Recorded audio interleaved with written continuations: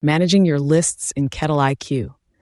In this short training, I'll show you how to keep the drop-down options your team picks from clean, add an option, deactivate one nobody should use, and reorder them.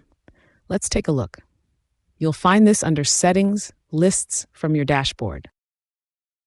This page manages the drop-down options your team picks from throughout the system.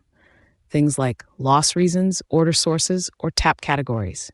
Keeping them clean means everyone picks from the same consistent set instead of typing free text that doesn't match up later in reports. Select the list you want to edit. To add an option, click Add Item, type the label exactly as you want your team to see it, and save. To remove one nobody should pick anymore, click the item and select Deactivate. That hides it from new entries without deleting it from records that already used it, so your history stays intact. You can also reorder items by dragging them, which changes the order they appear in on the drop-down. Put the most common choices at the top. Review these periodically, especially loss reasons and order sources.